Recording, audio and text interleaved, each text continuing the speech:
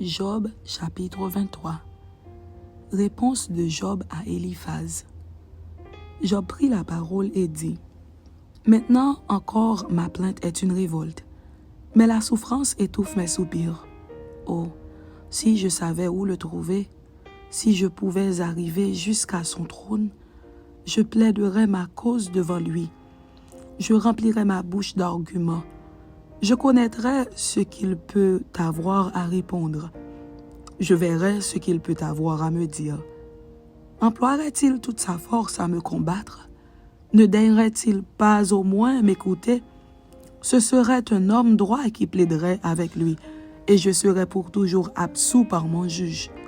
Mais si je vais à l'Orient, il n'y est pas. Si je vais à l'Occident, je ne le trouve pas.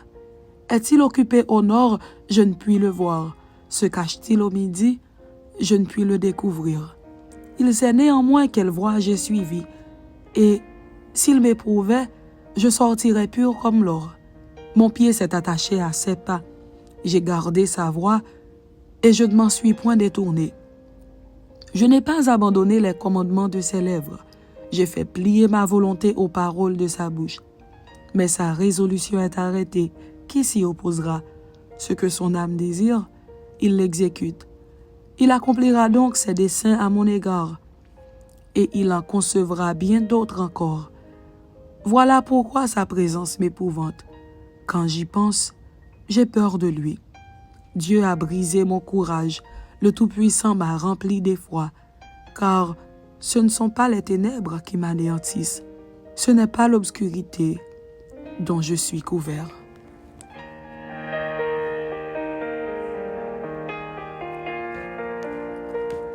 Job chapitre 24. Pourquoi le Tout-Puissant ne met-il pas des temps en réserve, et pourquoi ceux qui le connaissent ne voient-ils pas ses jours?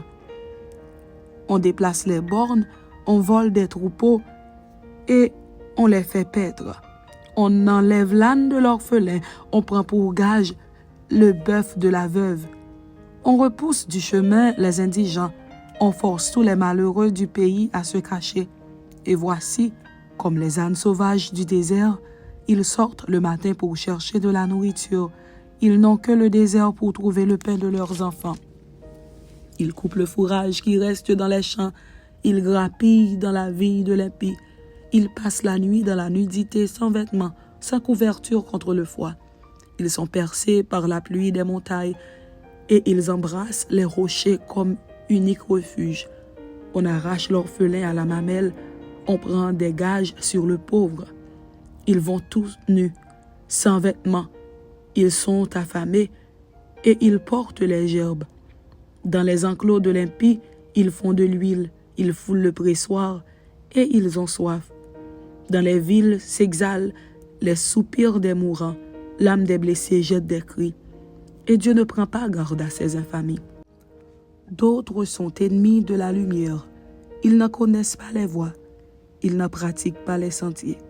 L'assassin se lève au point du jour, tue le pauvre et l'indigent, et il dérobe pendant la nuit.